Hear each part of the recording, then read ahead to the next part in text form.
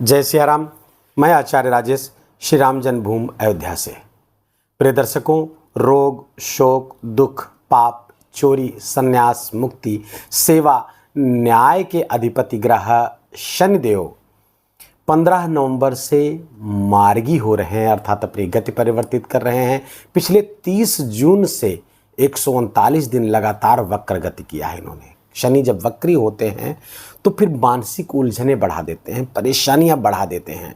और वृश्चिक राशि के लिए ये शनि शश राजयोग बनाए हुए थे, तो इन जब तक ये लगभग 140 दिन 139 दिन लोग 30 जून से लेकर के 15 नवंबर के मध्य में शश राजयोग भंग हो गया।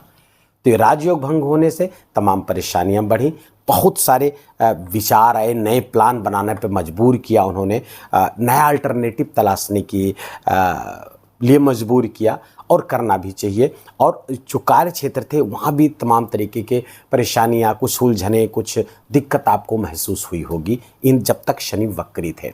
शनि अब चूँकि मार्गी हो रहे हैं तो ये बहुत राहत देंगे, वहाँ पे कार्य क्षेत्र में बहुत राहत देंगे।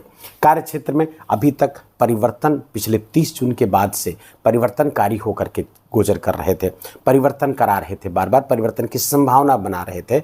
और चूँकि दशम को देख रहे थे, वक्री होकर के देख रहे थे, तो देन वहाँ पे प्रॉब्लम तो बढ़नी थी।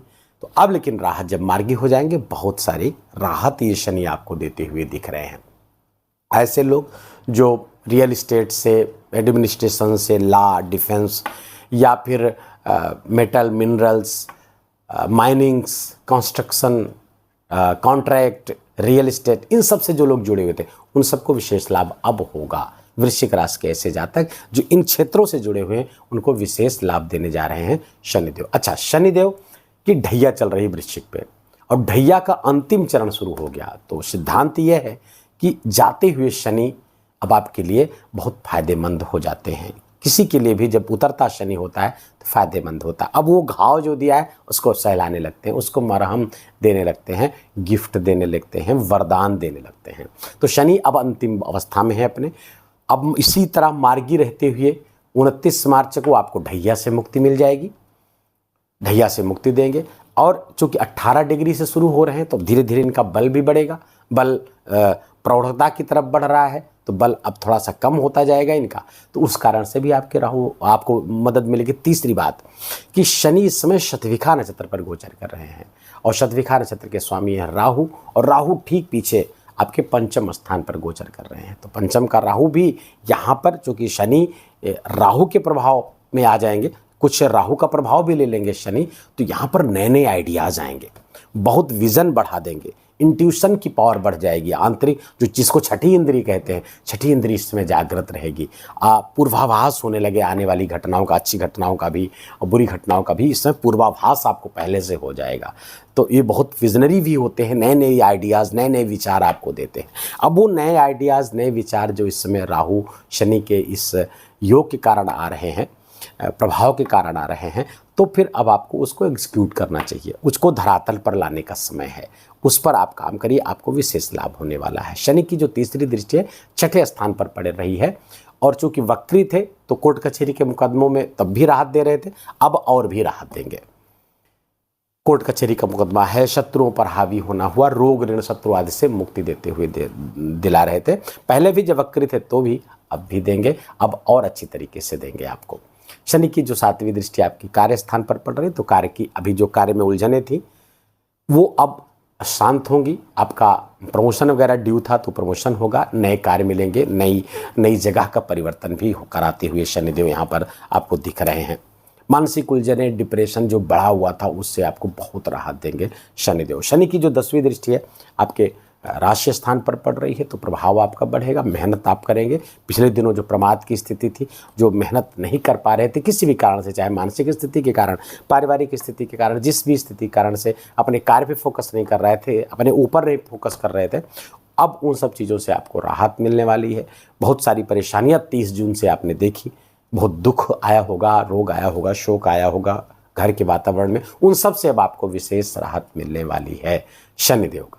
अच्छा, शतभिखा नक्षत्र पर चूंकि गोचर कर रहे हैं, तो अब ये शतभिखा नक्षत्र पर भी अंतिम चरण है। 27 दिसंबर को शतभिखा नक्षत्र परिवर्तित करके पूर्वा भाद्रपद नक्षत्र पर चले जाएंगे। तो गुरु के नक्षत्र पर जाना अब आपके लिए और भी फायदेमंद होगा, क्योंकि त्रिकोण के स्वामी हैं आपके गुरु, धन स्थान के भी स्वामी हैं। तो गुरु के प्रभाव से जब शनि युक्त हो जाएंगे तो अंतिम चरण में आपको और भी विशेष लाभ देने वाले हैं। तो आने वाला समय आपके लिए अच्छा होगा। अब इसको और अच्छा कैसे बनाएं, तो इसके लिए कुछ उपाय आपको करने की आवश्यकता है। और उपाय है कि आप हनुमान चालीसा का खूब पाठ करिए हनुमान जी, क्योंकि शनि देव हनुमान जी की आराधना से बहुत प्रसन्न होते हैं। तो हनुमान जी की उपासना करिए, हनुमान जी की शरण में जाइए, उनके दर्शन करिए।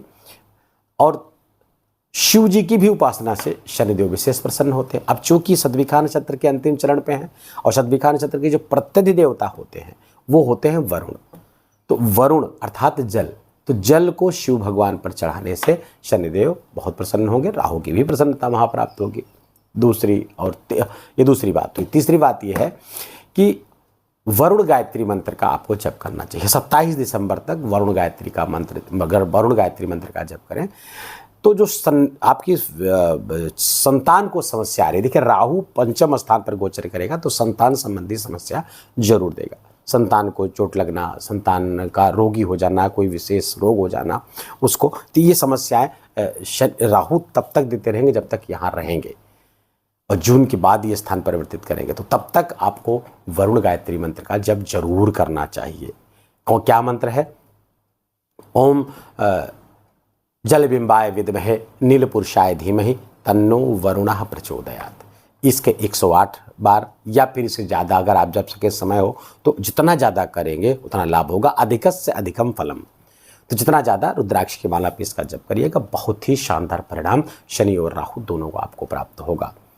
और अंतिम उपाय, 7 मुखी रुद्राक्ष के 3 दाने, अगर आप समर्थ हैं तो 9 या 27 दाने भी धारण कर सकते हैं। इसको धारण करने से शनि की विशेष अनुकूलता आपको प्राप्त होगी। रुद्राक्ष के धारण करने से, चूंकि रुद्राक्ष शिव जी को प्रिय है तो शनिदेव को भी बहुत प्रिय है, तो रुद्राक्ष के धारण करने से भी शनिदेव बहुत प्रसन्न होते हैं। शनिदेव आपका बहुत बहुत मंगल करें। शुभकामनाओं के साथ वीडियो को यहीं विराम देंगे। वीडियो अच्छा लगा हो, आपके काम का लगा हो, मेरा बोलना आपका सुनना दोनों सार्थक हुआ हो तो कृपा करके वीडियो को लाइक करिएगा, अपनों के साथ शेयर करिए। कमेंट में जा करके जय सिया राम लिखना न भूलिए, क्योंकि राम कहे सुख होते हैं, सिया कहे दुख जाए। इसलिए मैं बार बार निवेदन करता हूँ, मेरा हाथ जोड़ करके आप सबसे प्रार्थना है कि आप लोग जय सिया राम कमेंट में जरूर लिखिएगा। चैनल पर नए हैं तो इसको सब्सक्राइब कर लीजिए, बेल आइकन की घंटी दबा लीजिए। और प्लीज़ अपना बहुत बहुत ख्याल रखिए, अपनों का ख्याल रखिए, माता पिता की खूब खूब सेवा करके उनका आशीर्वाद लीजिए। जय जय सिया राम।